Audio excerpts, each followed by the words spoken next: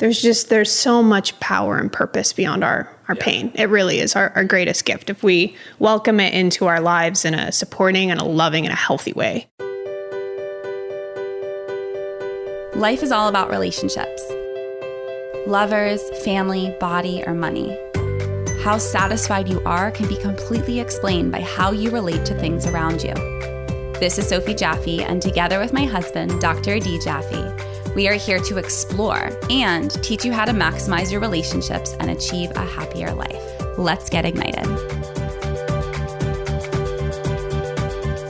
Hello, everybody, and welcome to this episode of the Ignited Relationship Podcast. I'm Adi Jaffe. And I'm Sophie Jaffe. And we're part of the adventure cycle when we're our adventure month, coming back from our amazing trip. And so we've got another special fun interview for you today. I want to read our review of the week. It comes from Annie ZK296. I feel like that's like coordinates in the military or something like that.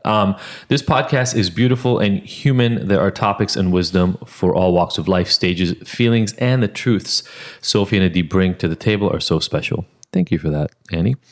What an amazing gift to hear their take on life in all its perfect imperfections. Love that. Yeah, and we're all about the perfect imperfections, aren't we? On that note, a quote that really resonated, one of my favorite quotes in the world. At this point, I use it so much, I don't even know where it came from, and I don't know if I made it up or what, but it is, vulnerability allows me to make magic out of pain. I mean, the work we do in the world, how we highlight our own experience. Yeah. I mean, we say it all the time and people look at us weird sometimes, but mostly if they haven't been through similar experiences, is that without the pain, we wouldn't have the current magic. Yep. We just wouldn't. And, you know, I think that goes in line with so much of what we've been talking about this month. Like even the process of adventure, the travel and everything that goes along with that, right? You were saying to somebody just the other day, you were talking to somebody and you were saying that you actually enjoy the pain of the travel, right? Flying to Israel when we fly, it's like a 24, 25 hour process. Yep. It's never fun with a kid between like the age of 8 months to 3 years. It's just not fun. They want to move around. They want to do stuff. You can't. You're stuck on a plane. It's a nightmare. They get old enough at some point and they tell you, I want to leave. And you're like, we got 11 hours on this thing. You're not leaving. You're not going anywhere. Yeah. And, but it's always worth it. It's always worth it. And I will go through 1,000 flights with this baby. We probably, by the time we're done with Kai, Leo, and Noah's toddler stages, we probably have done 150 to 200 flights during their toddler stages. I mean, we're so lucky to even say that. And it's a choice. I know so many parents that are riddled with fear about traveling with a little one because they're like, I just can't do it. And it's a mindset just like anything else. It's getting through it with a positive perspective because you know what's on the other side. It's like going through a fight. My perspective of going through fights is like, okay, me and my girlfriend, you know, my friend and I, Rochelle and I just went through a fight Saturday. I couldn't wait to get to the other side of that, but you have to go through it first. Was it easy? No. Was I on my bathroom floor crying and screaming? Yes. And I love her so much more for it. And now we're that much closer.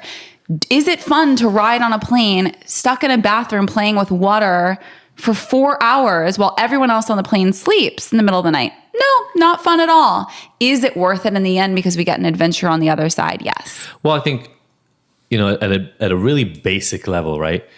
If you try to live your life avoiding pain, you will also avoid every single thing that will give you ultimate joy. Because what ends up happening is you have to challenge yourself. You have to do things like look, let's be honest about it. Part of the reason Israel is so amazing is because we're not there all the time. And because it's so far. It's so foreign. That's what I'm saying. Like there's different levels. Like, yes, it's so far. We don't go 3 times a year. If we went 3 times a year, it would be kind of like, we don't need to go this fall. But because we only go once a year, it takes so long to get there. It's such a journey. And then because the way that they live their lives there and the culture and the experience and the language is so different from where it is here. It feels like such an adventure and such a journey. And every year, because you waited that long, you go through the journey again and you get to rediscover it in some way. You know, with a relationship, if you're the kind of person who can't get through conflict in a relationship, all it means is you're just going to keep having new relationships. Exactly. And they're never going to get deep, and you're never going to be able to talk to somebody about, hey, remember 12 years ago, like, our friend Darren, who I went to like meet up for dinner a couple of days ago. Like, we talk about our engagement party, which is 16, 17 years ago now. And the only reason we can talk about it is because as the ups and downs of the relationship happen, we figure out ways to make it through. And instead of saying, you know what, this is tough, I'm just going to go to the other side. Well, like our exciting journey of our own relationship and the ups and downs, and now this 6-month course that we're offering. I mean, not course, workshop, this program. Yeah, this amazing program. We're starting to get applications for it right now. And it's kind of really interesting. So we have, for those of you who don't know, we just are in the process of taking applications for something we're calling Save Your Marriage Elite. And it's going to be a small group of like 5, 6, 7 couples who we're taking by the hand for 6 months for in-person events, for remote stuff. Weekly video calls, walking weekly people through kind of what we went through. Yeah. And it is an adventure, and being in a relationship with yourself and with another person to that level of intimacy and vulnerability and really digging in and knowing like you're going to walk through fire with this person, whether you're at the beginning of your relationship, the beginning of your marriage, you just got engaged, or you've been married for several years. Like, this is an adventure and a journey that we can't wait to go on with you. And the only way to, what's the link? We'll put it in the show notes. Yeah, we'll put it in the show notes, but essentially you have to apply. It's a bit.ly link, and it's essentially Ignited Save Your Marriage. And fill out as much as you can if you're interested, and we'll get back to the people that we feel like would be a really good fit. Yeah, and it's this is the first time we've done this. We're letting people in on this level where we're literally going to be talking to them multiple times every single week. And it's exciting because, as you mentioned, Sophie, about, the journey, one of the things I love the most when we've done work with couples is seeing them going from that first meeting when we meet with them and they're like, hey, I don't think we're going to make it. Right. We're probably going to divorce. Like, we have divorce papers in hand. And then like 6 months, a year and a half, depending on how long we've worked with any given couple, having them go, well, we're fighting about where we want to live next year, and we haven't really settled on a house, and it's causing us a lot of trauma. And I go and I pause them and I go, I just want to, let's stop for a moment and consider the arguments you guys are having now versus where things were a year ago. Absolutely. And if you go back to some of our other amazing deep episodes with other couples, we have 3 different couples we went? 2 couples. 2 couples that we have several episodes with. Yeah. It's called Getting Personal, right? Yep. So go back to the Getting Personal. You can search for it wherever you listen to podcasts, Ignited Getting Personal, and you can hear the way that we work with couples. Yeah. That is the way we share openly, basically therapy sessions with other couples, sharing our hearts. They share their stories in a very brave way. And that's the way we work with couples, but it's going to be 6 months of that with a very small number of people. Per week. Yeah. It's magical. And, in the context of Brittany and the journey that she's taken on, you can stop at any given point in time in the process and look at how hard things are at any moment and make that the point where you kind of decide to give up. And for an individual, that can be giving up on recovery, on being better around your drinking. For couples, it can be giving up on the relationship. For some people, she talked about people in this interview that were ready to give up their life. And that's what's so rewarding about having now seen ourselves and so many other people in my private work with us working with couples by going through their journey is, I would say almost with 100% certainty that on the other side of that high level of pain where you're ready to give up is massive growth. Absolutely. And it's almost like you just have to train yourself to say, it is a training. Oh, there's a lot of pain right now. This is when things get better. I have to just get through this. And like Brittany mentioned several times, you're not going to forget about the pain. You're not going to bury it. I mean, in some cases you might, but use that pain to empower the relationship, the experience, yourself. Use it to elevate your existence. Yeah, I mean, it's a part of you. It's a part of your story. Trying to run away from that is the same as trying to run away from any other part of you, right? It's there. It's in your head. It's between your ears. For a lot of the couples that we work with, they've gone through trauma. And they want to ignore it. They want to pretend like it didn't happen. Like Brittany and her story. Obviously, there's a part to her, I'm sure, that is like, well, obviously I wish I didn't get assaulted. Right. Like, I don't want that for myself. And yet it's here. And I don't have a time machine, and I can't go back to that moment and change it. And I can't change the decision. So what I have to do is acknowledge it, empower myself to get to the other side, and both take responsibility and also release some of the responsibility, right? So like, take responsibility for my own actions, do the work that needs to be done, and at the same time release the need to control all the consequences and the outcomes. I love Brittany's just genuine sharing. She's such a soft yet strong energy to be around. I know. I had to keep turning her mic up because Yeah, even when she's she would get really soft-spoken. close to the mic, I was like, She's like, and then I beat the shit out of the cop. And you're like turning it up. totally. Like, wait, what? I'm sorry, the cop? You beat what? Yeah. I mean, literally, she looks like she's like 105 pounds. Yeah. Like, so soft-spoken and Sweet. sweet. I'm like, you beat up a cop? And then they maced me. So, She's the best. We can't wait to share her with you. it's amazing. It's such... Look, listen to her story and recognize the journey, right? Recognize for each one of you struggling, whether you're in a relationship struggling or by yourself struggling, like, look at how many points there were where she could have just thrown her hands up in the air and said, you know what, too fucked up, I'm done. And please send this to someone that you think could benefit from it, whether it be someone that's going through pain right now, someone who's been through rough stuff, which is essentially everyone that you know. So share this on your Facebook and say, anyone that's going through tough shit right now, there's some beauty on the other side. Yeah, like, use it as an inspiration. Share it on Facebook, share it on Instagram, tag us, tag Brittany. We really appreciate you spreading the word and the love, because you never know who you could be helping. Yeah, and that's on that note, a lot of people who are struggling aren't letting you know. So share it so that they get connected and they get the help they need. Exactly. Thank you so much for tuning in. See you on the flip side.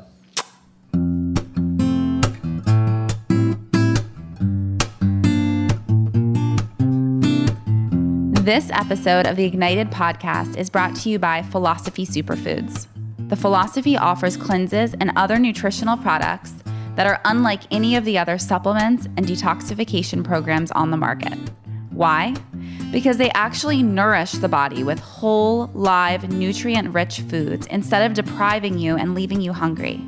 Have you ever tried a cleanse only to find out that you can't make it through a whole day because you're starving? Ever try a superfood shake that made you nauseous because it was so disgusting you'd rather not eat? The Philosophy fix all that with a simple set of offerings that load up your body with nutrients while actually tasting good. Makes sense, right? Each of the Philosophy superfood and protein blends is vegan, raw, gluten-free, and has absolutely no filler ingredients. With over 15,000 satisfied customers, including some of the world's biggest celebrities like George Clooney, Gerard Butler, Lea Michele, and over 10 years of experience, this is the best stuff you can get. To buy some or find out more info, go to our website, thephilosophy.com. Hello, everybody. Welcome back to the conversation part of today's podcast episode. We've got Brittany Piper with us today. How you doing, Brittany? I'm good. Good. Thank you for making the trek. Yeah. Thanks for having me. Yeah. Yeah, you came in from Rhode Island, but not like only for this. Not only for this, no. I have a couple of things. We're going not on. that special. I mean, you're not that traveling special. You're around. kind of special. We're like yeah. up there, but not number Yes. And your Yeah. family's in San Diego, you said? Yeah, I have family in San Diego, so it's a good excuse to get away for a minute. Yeah, totally. Yeah. Is it getting cold on the East Coast? Actually, not. You know, we expected the winter to be like treacherous and awful. Actually, wasn't that bad. Okay. Yeah, we live right on the coast, so we don't get as much snow. We just get a lot of wind. It's so Got it. pretty, though. Yeah, it's But really it's gorgeous. pretty. Yeah, we live close to like Cape Cod and like that area, so we've just been kind of exploring a bit. Yeah. Mild. That's awesome. Yeah. Well, so glad to have you here today with us. I know that when we first kind of got in touch, we share a kind of the addiction component of our past, right? So for you, it was alcohol. Yep. For me, alcohol started the journey, and then I decided to go harder. Although it's like you can go pretty hard with alcohol by itself, and you talk about. I just want to kind of maybe just jump into it. Like you talk about letting that part of your life take over for like the better part of a decade. Yeah. Do you want to walk us a little bit through what that looked like in your life? Yeah. So I actually like to begin the story like from birth. So I was actually born into addiction, is kind of the way that I word it. But the day that I was born, there was actually methamphetamine found in my system.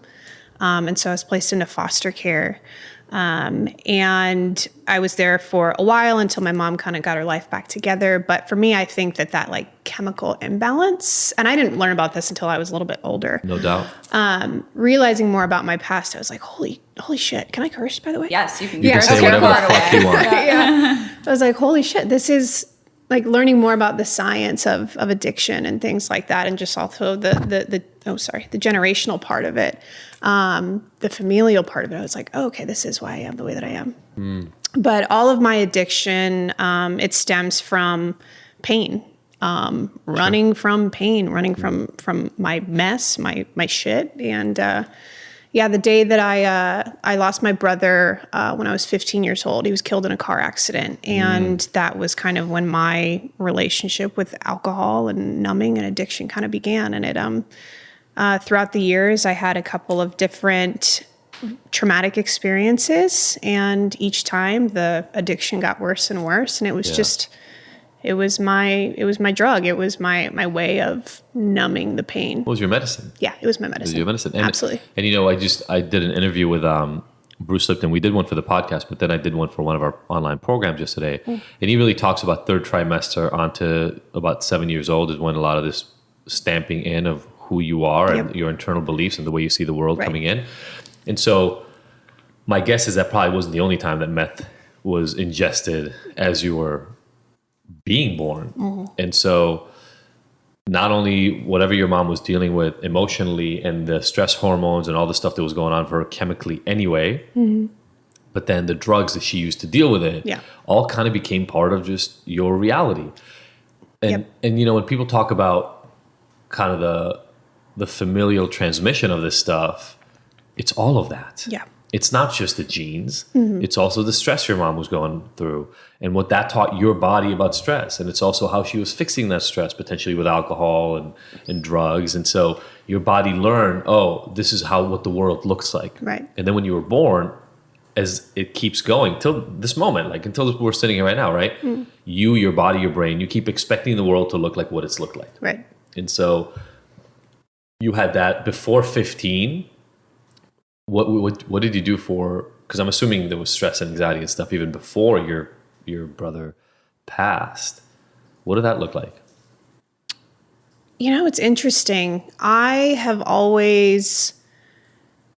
often tell people, like when we get together in a family setting and we talk about like memories, I'm the one who can never remember things. Like I have a lot of memory lapse.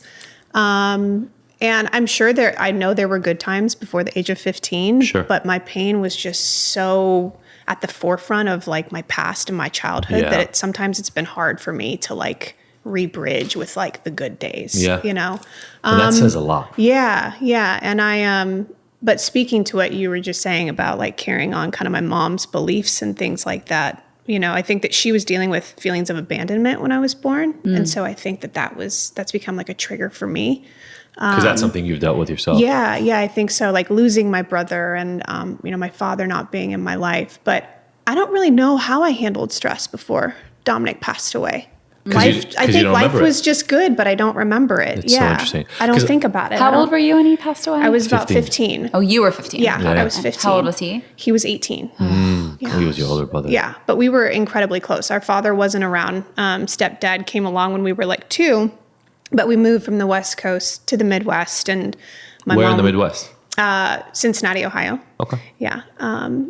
And so my mom was, getting her career started, getting her life back on track. And so Dominic and I were kind of like the constant in each other's life, like that rock. And so I took his loss really, really hard. And then I just remember feeling really bitter, like no one else is allowed to be upset about this but me. It was like a territorial thing. I don't really know where that comes from, but like you felt like your loss was greater. And so he mattered more to you. Sure. Your mom had your stepdad, but you only had him. Yeah. I just remember a lot of anger. There was a lot of anger. Yeah, and it tells a lot that you don't remember much from before that point, because I think our brains are so adaptable, right? We're so good at doing what they're supposed to do. So good at it. And so if shit sucks, they protect us from Yep. it. Sophie barely remembers anything bad that ever happened to her early Yeah. on in life. Yeah, It's when like, you said that, like, I mean, really not even early on in life, like ever. Yeah. I just don't, my body doesn't allow me to hold on to those memories because I had so many maybe. And that's so it so protects fascinating. me. Yeah. Yeah. And I mean, when you think like, and when I started learning more, because especially when it comes to like, like compound trauma, when we experience something and then the body disassociates. And that's a lot of what I talk to like sex crimes detectives about Sure. when we talk about re-victimization, is that they think that survivors are supposed to remember everything. And because the they don't, protective mechanism is not but that's to. their protective mechanism. opposite. And so then they use that against them as, why are there holes in your story? And really, when it comes to trauma, like we remember things in sensory fragments. We don't remember it from like, beginning to end. And plus, I mean, we remember everything in Right. fragments. You remember what you pay attention to. Right. And I challenge anybody. We're doing this whole series of articles on and things on like the masculinity part, but I challenge anybody, men in particular, because look, as men, we don't deal with the same shit. Right. Right. Like we're not sexualized in the same way. At 12 years old, we don't walk around and realize that other like people 20 years older than us are looking at us like they want to like ravage us. That's not something we have to deal with. And so we don't see the world through that lens. But I challenge anybody to think of what it would feel like to have somebody who's bigger than you, older than you, stronger than you, pin you down and rape you, and you tell me that what you're going to focus on is what their face looks like, Right. and what the color of the room is and what hat they were wearing, right? Like you focus on survival. Yes. We have a client in the Hero program right now who she disassociated, but almost created like two personas in the moment. And I don't mean that in a DID sort of way. I just mean like there was one part of it that said, hey, keep your voice down, be calm so this guy doesn't kill you. Just say whatever you need to say to get him out of the room. And even after the experience, she kind of has these two ways of dealing with it. The girl who was really scared was like, oh my God, I'm about to die because this guy's got a machete to my neck and he's going to kill me. And the girl who showed up out of nowhere and was like, hey, I got you. We're going to tell him what he wants to hear. We're going to tell him that we really like him. We're going to tell him all this stuff. So he leaves. And he left and she's okay. But now she still is really fighting with, am I the girl who's Who am okay and taking care of everything and I'm all good? Or am I the scared little girl who thought she was going to die? Yeah. And I dealt with a very, very, very similar. My experience was very similar in that way. Because when my assault happened, it was a stranger. He was a good Samaritan who helped me change my flat tire, asked for a ride home. I eventually let him into my car. One thing led to another. But at one point, he got out of the car and I was in the driver's seat and my window was down. And at that moment, I was like, okay, I got to get away. And so I went into flight and I pushed on the gas, started driving forward. He came up onto the windshield, but his hand went in through the passenger side window and grabbed my collar. And he said, stop or I'll kill you. And I slammed on the brakes. And that was one thing they brought up in the trial a number of times. You were behind the car. You're behind a car. This guy's on foot. Like, why would you stop? And I'm like, that was literally just, it was my way of protecting myself. I was like, and it's something that you can't explain. We all have different reactions, but of course. In that moment I remember because I didn't know about the science. I didn't know about, fight, flight, freeze, tonic immobility, all of those things. And especially when it comes to sexual assault. So I lived in that kind of limbo for a while too. thinking that maybe you caused it to some extent. Oh yeah. Yeah. And that's where I really kind of went down the deep end for a while. It's so, Yeah. I think even outside of, again, I urge anybody to just stop, like just pause this right now if you're a guy listening to this. Because I think most women have dealt with something in the vicinity, even if it wasn't straight sexual assault, rape, but women have dealt with something in the arena of this a lot. Most men, a lot of men haven't. So just pause for a minute and think of what that's going to feel like. You're driving the car, somebody's got you by the collar, telling you they're going to kill you. We make so many decisions when we're sitting calmly, like here around the table, having a conversation about what people should behave like when they're under stress. Right. And just so many judgments. It's just so easy to judge when you've never been through something similar. Yep. Yeah. But they're literally a completely different brain system. It's not when I'm sitting here thinking of what it would be like if a guy held a gun to my head and threatened my family, I'm like Chuck Norris and fucking, I'm like a martial arts specialist. I would hit him and like the gun would fly out of his hand and I would put him in a choke, like, and then somebody puts a gun to your head. And that's happened to me, by the way, in life. And it's like the only thing you think about is how the fuck am I going to make it out of this alive? It's the only thought you have. Yeah. If you even have time to think. Yeah. Sometimes, I mean, it's literally your brain and your body just take over, and they do the acting on your behalf, and we're all wired differently. Yep. So, yeah. I'm sorry about all of that. That's so Thank you. heavy and hard, and Yeah. It was at the time, but now, I tell people all the time, like, I'm so grateful for my pain. Yeah. Like the best thing that's ever happened to me. And people are like, how in the fuck can you say that? And I'm like, there's so much power and purpose beyond our pain. It really is our greatest gift if we welcome it into our lives in a supporting and a loving and a healthy way. and transform it. Yeah, We have absolutely. the ability to transform any experience Yep. from negative to positive. Yeah. Yeah, after you properly heal from it and Right. mourn it. And as soon as you are ready, and there's no rush, there's no time, on that. But as soon as you are in a place where you're like, I'm ready to not be here anymore, and let that story guide me in a negative way and Right. hold me back from experiences and living my life to the fullest. Yeah. Like, now what can I do with it? Right. Yeah. How old were you when that happened? The sexual assault I was 20. So it was 10 years ago this past April. And then the trial on and off kind of lasted 2 years. I think the one thing that was helpful is during the trial, it was continued or postponed 8 times. And so every time that it was postponed or continued, I had to go in and go over tape statements, depositions. And so I was kind of forced to Re-trigger. but also go through the trauma narrative Yeah. again, which is something we don't do. I know. And so I think that did help in some ways, but then the actual trial itself and the re-victimization during the trial, then it put me back into that place again. The cross-examination. Yeah. Yeah. It's so interesting. You mentioned this. It's so interesting. So often you talked from the beginning about trying to run away from pain. And one of the ways people run away from pain is they avoid the painful stories, the painful experiences. And what they don't understand, what a lot of us don't understand is when you do that, you leave it alone and you keep it exactly as it is. It gets stuck. And it sounds like from your retelling of it and having to experience it, at least emotionally and psychologically multiple times, it did what triggers normally do, which is they get normalized. You just kind of get used to it. Yeah, no, I think that's true.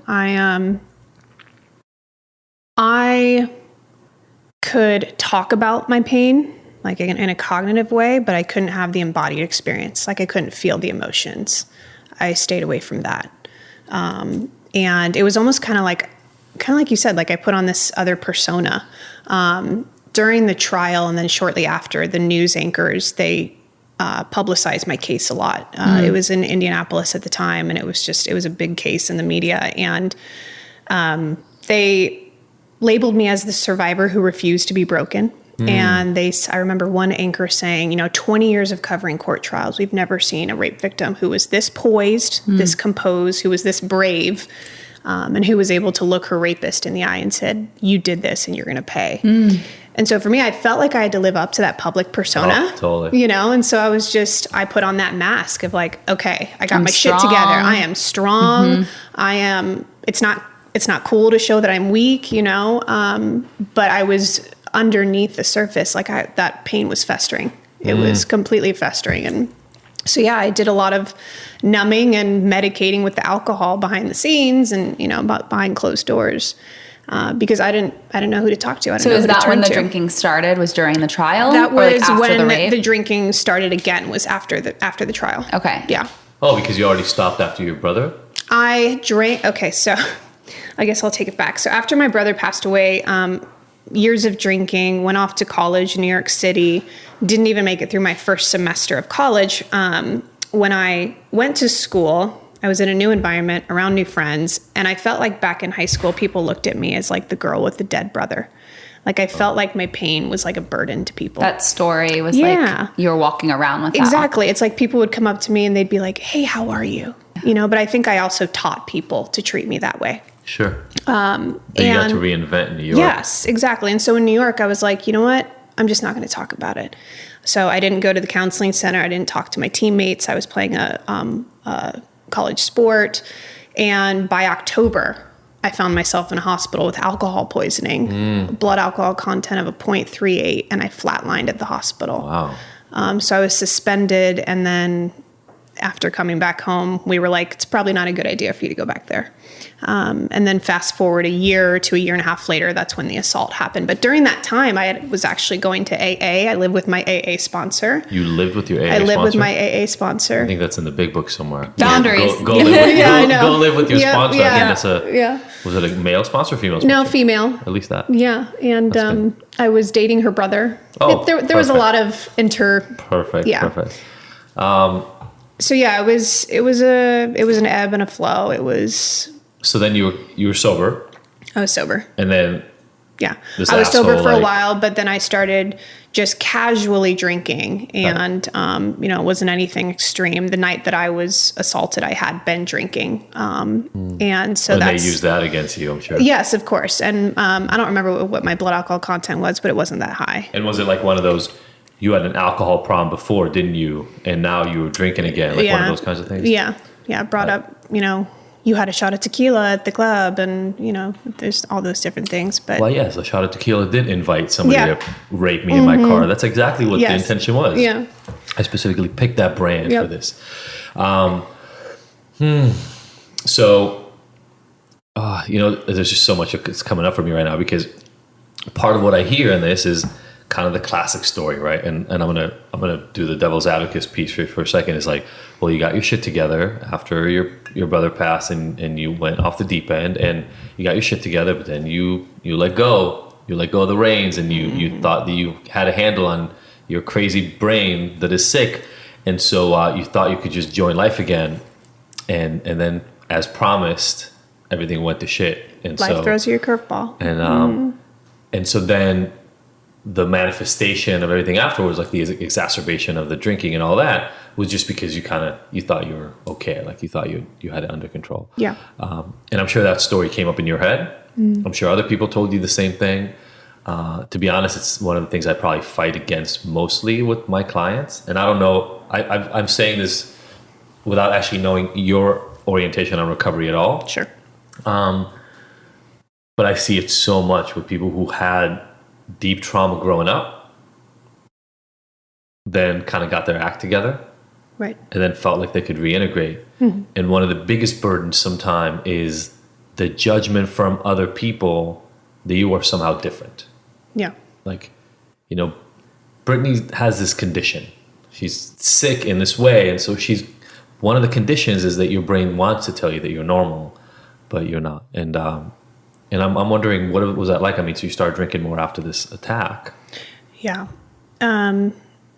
So I got back into drinking again. Again, it was behind closed doors. A lot of people didn't really know. And I also then started surrounding myself with just some pretty awful people, fall into the codependent relationships, people who enable your bad behaviors, push away the people that really want to love you correctly and tell you you're better than this. And then it wasn't even a year after the trial came to an end. I was out one night with a friend who was drinking and driving, and that should give you a good indication of where I was at. He gets pulled over, arrested, and as the police officers go to pull me out of the car just to take me home, I had been drinking. I was pretty intoxicated. I had a flashback from the night of my assault, and I snapped. And so I ended up in jail with 2 counts of battery on an officer with injury, 1 count of intimidation, and 1 count of resisting arrest. And How much do you weigh? not much. Yeah. You're so little. I'm just imagining like this feisty. cop. I was feisty back in the Apparently, day. Yeah. apparently. Like I'm imagining this cop going like intimidation, Yeah. battery on an officer. Yeah, it was pretty bad. I even got maced. It was pretty awful. Oh, wow. Yeah. Okay. I don't quite remember a lot of it, but Sure. I refer to that as like my concrete bottom. Like not the rock bottom, like that prison cell was like my concrete bottom. But that was,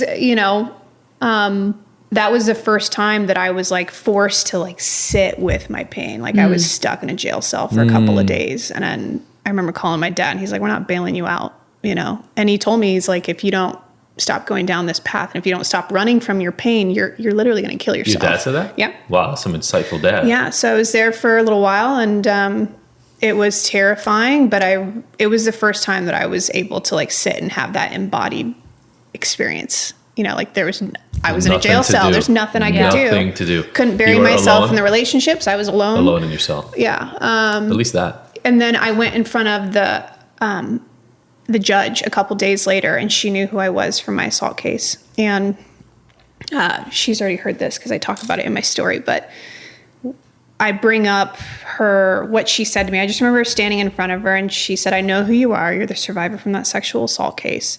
She said, "We're going to give you a second chance. We're going to drop the charges, but you need to learn to live with your pain better." And that's when it hit me. I was like, you know, she didn't say you need to learn to get over your pain or get past your pain, which is what so many of us believe. Like, get over it. Yeah, just get over it. You're going to be cured one day. Like, it's like a Band-Aid. Like, you're going to wake up one day and you'll be cured and fixed. And like, pain isn't like that. Like, it's not like a single destination. It's like, it's a journey you got to walk through for the rest of your life. And you just you got to learn to just fucking trudge through it, man. And just do it in a loving way. And like, and it's going to pop its head up when you least expect and it. It's going to be hard, and there's going to be days where you fall flat on your face, but she's like, you got to learn to live with your pain. And that's when I was like, okay, I can do this. And how beautiful too that they're like, all these people are on your side. You know, your dad, like he did the best for that tough love. That's exactly what you needed. If he would have come in and bailed you out 30 minutes after, you wouldn't have learned I don't know that I would be here today. Thing. Yeah. Exactly.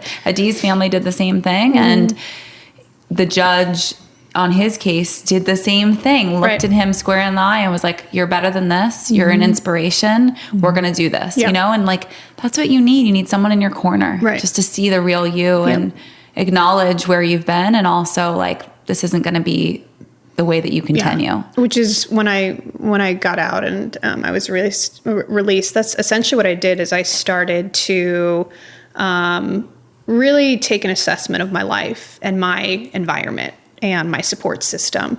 And when I looked at it from like an outside perspective, I was like, wow, I've set myself up for this. You know, like this was all me. Like I set this up for myself. Beautiful. This is how I ended up here. I can change it. Yeah. And, like my husband has been my biggest support system. And that's because he believed in me before I believed in myself. We all need that. Yeah. When did you meet him along the way? I met him 7 or 8 years ago. So it was, I was 23, 24. So it was shortly after. So you started to kind of evaluate your life. Very quickly. Get rid of the things that weren't serving you. The relationships that weren't truly supporting you. Exactly. Trusting that there was something better out there. And then you met him. Yeah. You attracted him during that time of, I'm worth more than this. Absolutely. Yeah. And what's funny is we actually worked at the same place for a year, but I was in a relationship with the guy who was driving that car. He was just a complete loser. And in your addiction. And in your sadness and in your pain in a negative way. And I was always drawn to him, but I was in a relationship and I never knew his name. There was something like energetically that always drew me to him. He was the first guy. So then I dumped, the prior boyfriend, and he's the first guy that I actually ever approached, that I actually ever pursued. And then the rest was kind of history. You just felt it. Yeah. That's so cool. But it wasn't easy. I mean, I still had my episodes over the years, and but he stuck by my side. And it's funny because we look back now and I'm like, why did you put up with all my shit, man? Episodes of trauma, episodes of drinking, episodes of what?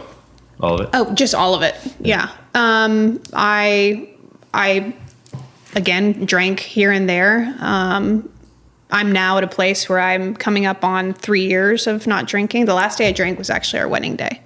Oh, wow. Yeah. But it was a cycle. It was much less severe than it was in the past. Well, first of all, you have support. Sure. You have somebody who believes that you're good. Sure. Because that's what at the end, it all comes down to that little piece, right? Like, even from what I just heard in your story in these 27 minutes or whatever, when your brother was gone, you lost a piece of you. And so part of you felt like, I'm no longer whole. I will never be okay. Right. And that started this, I need to fill myself up somehow. Well, I'll fill myself up by numbing out. Yeah. and then this attack happens. And so I don't feel like I'm ever going to be whole because a big piece of me was taken away, and then I'm attacked, and maybe I brought this on, and maybe I'm the loser who stopped for the guy who attacked me. Sure. There's even more wrong with me, and we just take on these piles and piles of more and more evidence that we're screwed. Yeah. We're bad people who are either Shame, selfish shame, or not guilt. Yeah. over shame and shame and shame. We just load ourselves so far up with it that, of course, we need to numb out. Because the more, like, I lived that life before, where like you wake up in the morning and it's already the worst day ever. Yeah.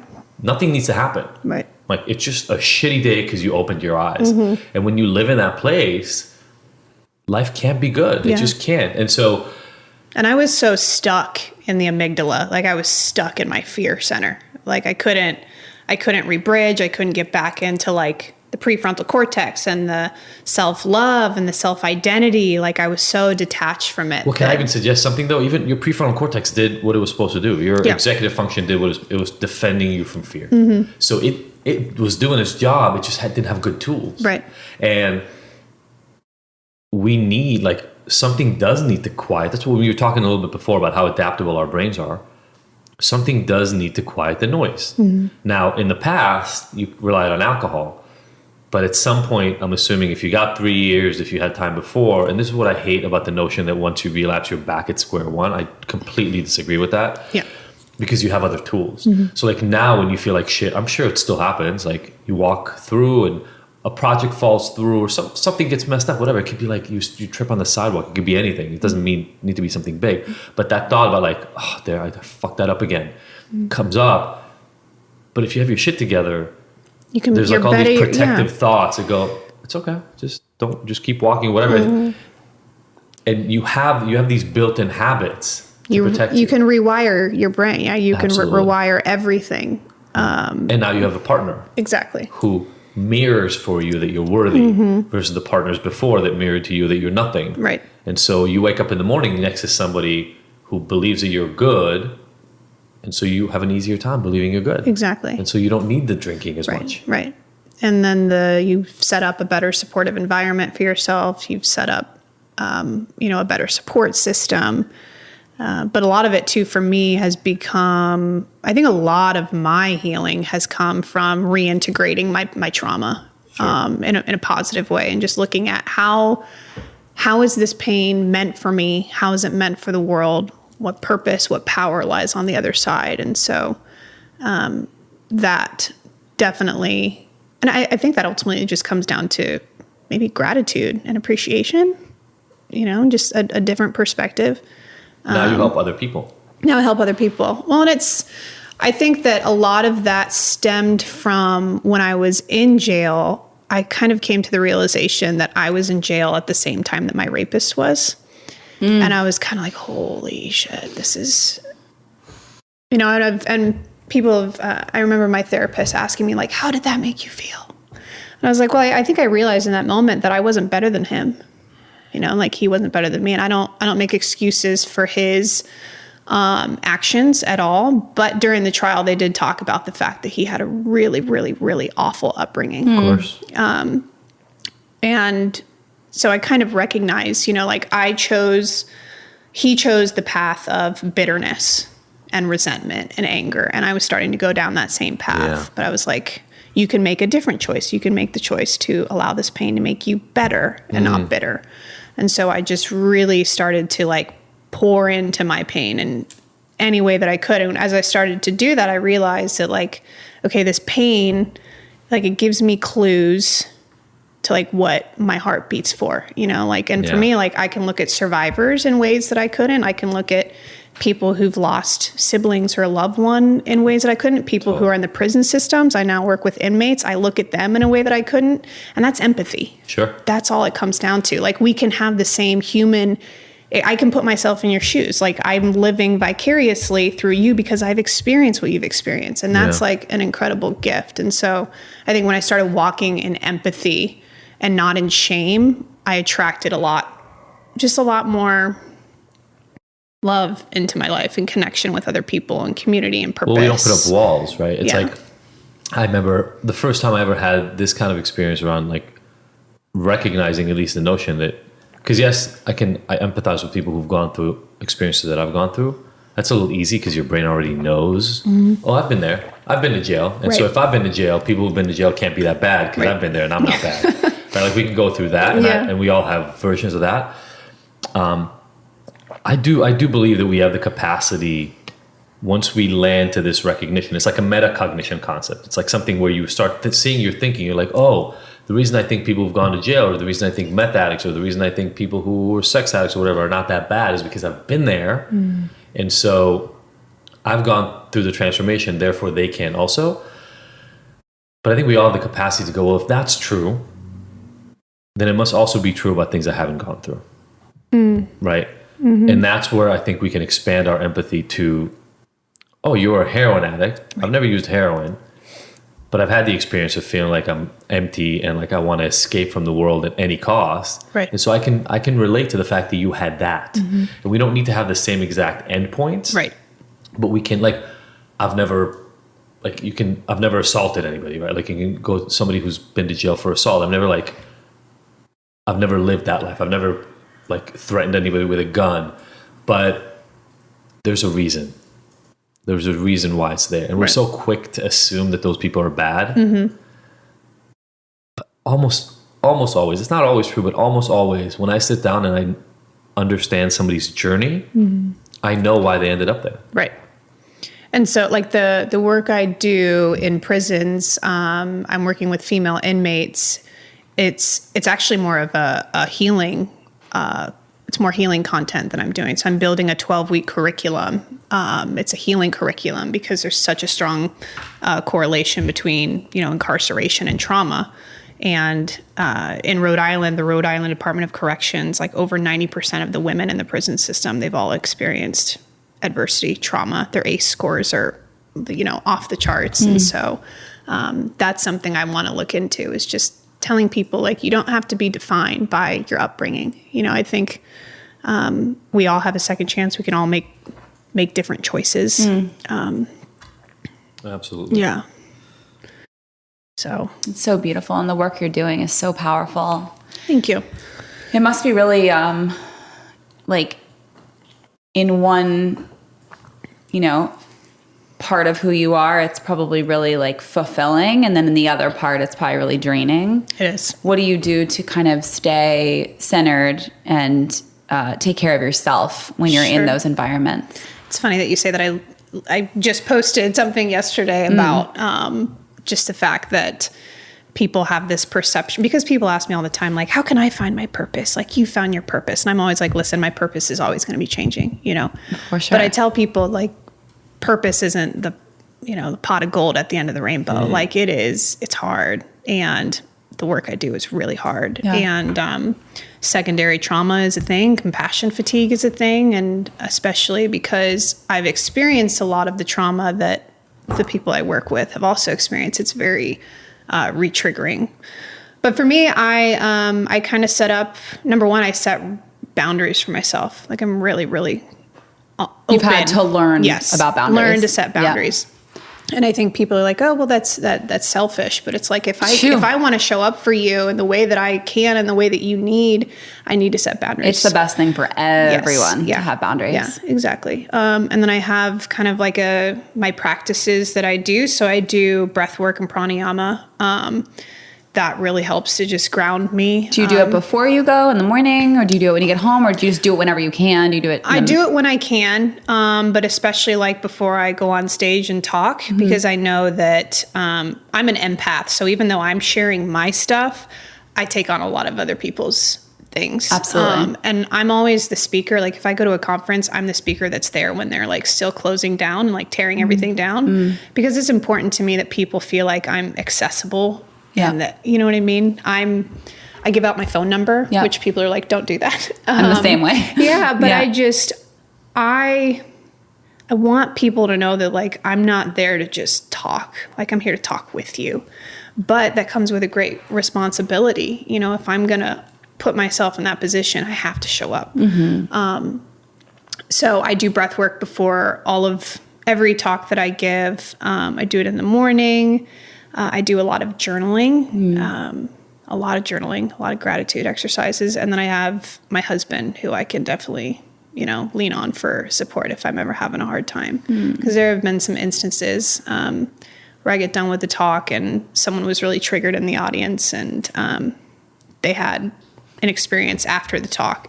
I won't get into the details, but it was really, really traumatic for someone in the audience, and they took it very hard. Just they felt re-victimized themselves. They felt re-victimized. The problem with sexual assault education on college campuses is hard. Tricky, because you know that people need to hear the message, but the problem is that so many of those populations have already been in this situation. Or they're in it right now. Like, exactly. It just happened last weekend. Exactly. And you're talking to like overcoming it, and they're like, fuck you, overcoming it. Like, it just happened 3 days ago. And so they make a lot of these programs mandatory, especially for organizations that get funding from the federal government or NCAA. And so, I went in to talk to student athletes at a school this past fall, and it was a mandatory program. You had to sit in on the program, which I always tell administrators, please don't do that. This could be really hard.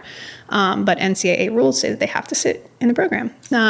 And one of the female athletes was sexually assaulted by one of the male athletes in the room. And so me just sitting there talking about it, which I'm very mindful of. I don't talk about I don't talk about any of that, but she was very re-triggered and had a hard time afterwards. I give out my phone number at the end, and one of her roommates sent me a message and was like, I just had to knock down the door. I found my roommate and she's been self-harming. I don't know what to do. She's passed out. And it's sad that like they couldn't reach out to like the athletic director or their coach. They had to reach out to me. Well, if they would have reached out to the athletic director, she would have been kicked off the team and been suspended. That's why I give my phone number. But I just remember pulling into the hotel parking lot, and then I pulled out my phone and I saw that, and I just broke down. And I'm like, it's hard. And, obviously I dealt with it in the best way that I could to help them. But then immediately after that, I called my husband. Mm-hmm. Yeah. Well, I think that's the key is it's like when you serve as a rock for somebody else, you need to have a rock of your own. Yeah. And I think, you talk about compassion fatigue, et cetera, in a slightly different but similar sort of vein. It's like, if you're an ER doc, you got to figure out a way to get used to people dying around you, which is something gratefully I don't have to get used to. Mm-hmm. But you have to figure out a way to deal with it, because to do the job well and the people who stay alive, you have to be able to deal with the people who die. You can't quit because 5 people died today because there was a massive bus crash. Right. You have to go save the other 45 people. Mm-hmm. And I look at it the same with this helping stuff. I've lost, I think 2 or 3 in the 10, 11 years I've done this work. 3 people that I've worked with, and all of them died a year or 2 after I stopped working with them. So it wasn't thankfully while I was actively working with them. But there's still guilt forever around that, because like with that woman, you don't want to contribute to somebody else's pain ever, because you've been there, you felt the pain. Right. Yep. And I think with compassion fatigue too, there's obviously like the physical exhaustion and the emotional exhaustion, but with that comes lack of empathy. Then you start losing empathy for people. And especially when it comes to sexual assault, like you have to have empathy, because they already are internalizing, I'm to blame, I feel ashamed, this and that. And then if you lack empathy when they, when they approach you, that makes it 10 times worse. And so that's a lot of what I talk with sex crimes detectives about, is they have lost their empathy. Yeah. Yeah. So, yeah. So now you have this work in the prisons. You talk to detectives. It sounds like what other arenas are you involved in?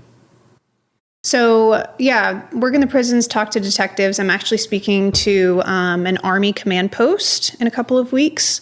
Just talking to them about resilience and wellness and mental health. Nice. Is there sexual assault in the military? Yes. Yeah, there sure is. Yeah. I think last time I saw the stats, it was literally like 75 or 80% of female military, not even officers, just personnel have dealt with at least like lower level, and I'm putting that in like air quotes, sexual assault. Yeah, it's pretty prominent And it's interesting too, because when they brought me in, I thought I was going to be talking about sexual assault, and they're like, no, we want you to talk about resilience. I'm like, okay, interesting. I'll kind of sneak some things in there. Exactly. Yeah. Well, They're like, no, we recognize it's happening. We Yes. just want people to figure out how to get over it. yeah. Well, and what's interesting, I mean, the organization that's bringing me in is the Sexual Harassment and Response Program. Huh. But they're like, we want you to focus on resilience. We want you to. But is that because they already have a lot of content on the sexual assault They components? might. Yeah, they might. I would assume so. I would hope so. Yeah. But so back to your other question, when you asked kind of different things I'm kind of working on right now. So On the Mend retreats is the holistic healing retreats that I do. And the reason why I thought about that is because the last retreat we had, one of the women, she was in the military, and that was one of her experiences.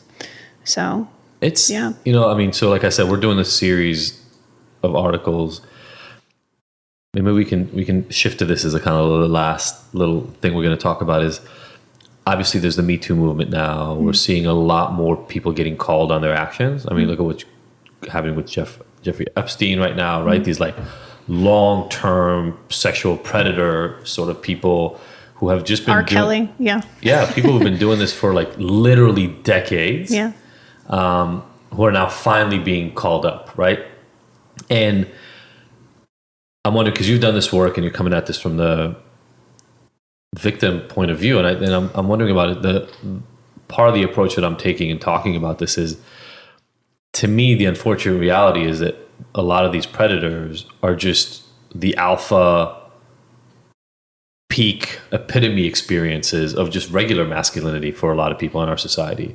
That, for better or worse, the male education around sexuality and intimacy is oriented around like hunting for sex and conquering. And so that's where it my all experience. starts. And it's like, there is no, and literally until my relationship with Sophie, and later for sure in my relationship with Sophie, like the last 6, 7, 8 years, the idea that as part of how you create a relationship, you need to have intimate, deep conversations with your partner about what they want out of it, and where you meet in the middle, and where to compromise around needs and to express your needs verbally in explicit ways, was literally non-existent. It was like, find somebody you're attracted to and have enough in common with and want children with in the same way, get her, right? Like even that by itself, get her. Right. And then like lock her down by, through marriage. And then there were all these other ways that men deal with being in those relationships, because they're not really intimate relationships. It's just like, It's the power. woman you want to have be the mother of your children, you got her, you own her now. And now it's like, take care of yourself. And that's to me where a lot of the like serial cheating happens, where the assault and the battery stuff happens. It's all connected. It's even to me where like sexual orientation stigma originates from. Because like if men are supposed to go get the girl they want, well, if you're queer, if you're gay, that's not what you do. And there you don't fit into the mold. Right. And that's why that's even stigmatized. And so I'm wondering, as you're doing this work, because I assume you don't only do the work with women. A lot of times when you talk, it's officers, detectives, and like male detectives, in police departments. Do you find that sometimes it's literally almost difficult to set the stage for the fact that there needs to be a different way of thinking about the role of what a man is supposed to be like in these interactions? Yeah. So a lot of my programs are, both male, female, but predominantly it's women that show up to my sessions. But over the years, I've noticed that there are significantly more men showing up. But I think a lot of this comes down to the fact that we don't talk about healthy sexual relationships from a young age. Right. And like when you look at sex education in this country, especially compared to the rest of the world, it is awful. Absolutely awful. Only 24 states in this country require sex education. It's not even and like, what even is that? Like Well, my state was one of the ones that did it, and it's like, it's a joke. Yeah. 70% of those programs then are abstinence based, which Right. means that we are just telling young people don't have sex. Well, they're like procreation and abstinence based. It's like Yes. dare. Here's- It's like dare. Sex is the thing that makes babies. Don't do it. Exactly. Is like the lesson. Yes. So we're not actually even talking about sex. No. And when we talk about safe sex, we're talking about this is how you don't get pregnant. This is how you don't contract STDs. When we talk about pleasure, we talk about erections, but we don't talk about the clitoris. And the only way that we talk about women is in regards to their reproductive system. And so it's about women showing up as in this relationship to be of service to men. But we've taken out the human element completely. We just talk about bodies. Yeah. And so when we objectify sex, and then that is then also perpetuated in the media and advertising and music and video games, all of this, that's why we lack empathy and the human And porn, element. like we just can't avoid porn. And Like, porn.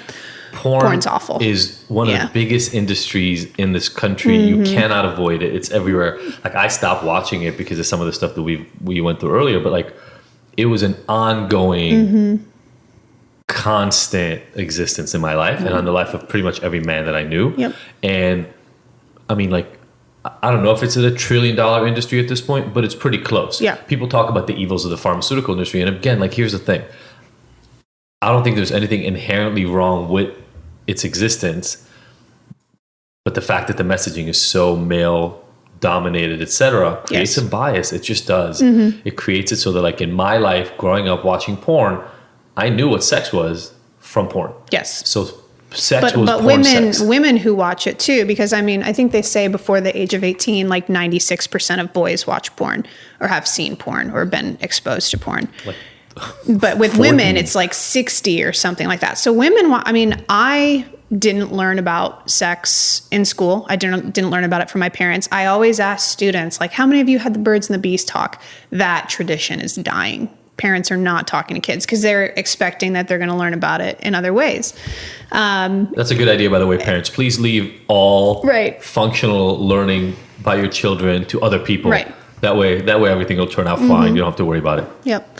I just lost my train of thought. I actually don't know what I was saying. So you're saying how many people you didn't learn about it from any of these other Oh, yes, agencies? that's You learned right. about it from watching. I watched porn, and what I saw, I assumed was normal. Right, and so of then that course. put me into a position of submission, and I need to be here to pleasure him. Exactly. And so, then especially when you mix in drinking and things like that on college camp, I mean, the whole thing is just, so yeah, we need to start talking about sex at an earlier age. And there are countries like the Netherlands and Sweden where they have comprehensive sex education, and they start talking about consent, healthy sexual relationships, healthy relationships, sexual assault. They talk about all of these things I think they start at like age 6. Of course, Wow. they work their way into it. But the rates of sexual assault are very, very, very small. And young people are having less sexual partners, and they're waiting until later on in life to start engaging in sex, which it's funny because I think, parents think that if we're going to talk to our kids about sex, they're going to have more sex. But you're actually just empowering them to make more sound decisions. Yeah. So- There's so many arenas where that puritanical belief structure is just ridiculous. Well, Like, and then they institutionalize it because there's so much red tape. Sure. The schools don't want you to come in and talk about it. And, the parents have to sign waivers. It just and perpetuates the problem. Exactly. Yeah. Yeah. yeah, it's, I mean, the if we give condoms, they'll have more sex. Yes. It's insane. It's insane. Like, if you've never met a 14-year-old boy, condoms are not the thing that makes him want to have sex. Right. Like, there's Right. no boys going like, oh, there's a condom, I'll have sex. Like, they want to have sex with, like, leg tables. Right. Like, there's not a relationship Yeah. between, and it's just, to me, it's the same. We hear it all the time, like this whole abstinence only in any arena. I mean, like in Europe, kids will taste wine or alcohol way Right. earlier in life, which just removes the charge of this thing you can't touch. Like here, boys will never see breasts on TV unless they go watch porn. Or at the beach, or So like porn becomes the only place you can see female body parts. And Sophie and I talked about this a lot now with 3 kids. It's a really interesting, bizarre thing. Like a baby goes from a place where breasts are everything, like literally the source of nourishment and life. Like seeing them means you're eating, and the sugar and everything, the fat, everything that you get from it. And then at some point, it's like, you don't get to see these ever again. Yeah. And it's kind of weird. There's not a lot of other stuff like that in life where now they become this target. Well, I used to really love them. Now I don't get to see them. How do I get another one? Well, that's the thing. Like with our kids, we have almost 7 and 9-year-old boys. I take showers with them. I take baths with them. Obviously, they see me breastfeeding Noah, but besides that, like I'm naked all the time. Like there's no shame in my naked body, and nor should there be in with my husband or my children's bodies. Like we're naked whenever. Yeah. My girlfriends change in front of them. Like there's just that invisible kind of like line. Right. It doesn't exist. So therefore, by the time they get to 14, it's not going to be something that they haven't seen since they were breastfed. Right. And hopefully we'll have a lot more conversations with them along the way. And conversations, but even just it being the norm of like, it's that they're not seeking it out in other ways because they never get it. That's another thing really common normal. in Sweden, by the way. In Sweden, there's a lot of families go bathing naked. Like there's a lot of beaches where like couples beaches, et cetera. And so you're just more used to the physicality of it because like we all have them. Like we all have the same parts, and so I mean, but like when all you don't women see it for 15 years, it's like whoa. Well, but then in the in the United States, when you say that sex is just bodies and objects, but we can't talk about sex. It's like it's such a confusing thing. Totally. Yeah. I mean, I remember like when I've talked about it a lot, and it becomes this really weird thing, like the thing you seek for the most pleasure, and at the same time the most shameful thing in the face of the earth. You don't really know how to resolve it. Yeah. Really cool. So we'll have links to these retreats and all this stuff that you do. And I mean, first of all, amazing work. I don't want to only support the part of you who showed up and like and was good and strong in the face of the assault, but I love seeing you bringing all this together, and then I'm so connected to the purpose-driven piece of the puzzle. It's I love it. Thanks. And thanks for sharing that with our people. We have 5 questions we ask each one of our guests in the end. Okay. You ready? Yeah, it might take me a minute to think about it. All good. We can edit out parts if you need a while to think. It's all good. Question number 1 is, what is the best advice you've ever received? Oh, best advice I've ever received. Probably from that judge. Learn to live with your pain. I know I'm being repetitive, but learn to live with your pain. So good. I live in that every single day. Awesome. Yeah. Kind of rolling along with that same theme. What is your proudest moment to date? Oh, geez. Wow. I think, to be honest with you, I love getting up on a stage and sharing my story, but being hands-on and like being able to like see other people transform, those are probably like my proudest moments. Our last retreat we had a woman who said, I was going back and forth about whether or not I should come to this healing retreat. And she said, in the 4 days leading up to the retreat, every single day, I mapped out how I was going to take my life. And she said, but there was something telling me, don't do it. And she's like, and I came here to the retreat, and she was in tears at the end, and she was just like, you guys saved my life. And then now I just met her a couple days ago. I was back in Indianapolis, and we sat for hours at lunch and just seeing people transform and like reintegrate that pain, but also seeing like where they've come from. That's probably the proudest moment. It has nothing to do with me. It has a little bit to do with you. You create the context for it. Yeah, sure. But I guess it's less about me and more about them. That's probably the proudest moment. Yeah. Awesome. Yeah. I love it. What about your hardest moment? Oh, Jesus. You talked about your concrete rock bottom. What was your actual rock bottom? My actual rock bottom was when I drank at my wedding. Oh, okay. Yeah. Did you drink a lot? I drank a decent amount for how much I think. But were you out of control? Was there any repercussions? I don't know that I was exactly. I feel like I felt out of control. Everyone else said I wasn't, but that was probably my, rock bottom.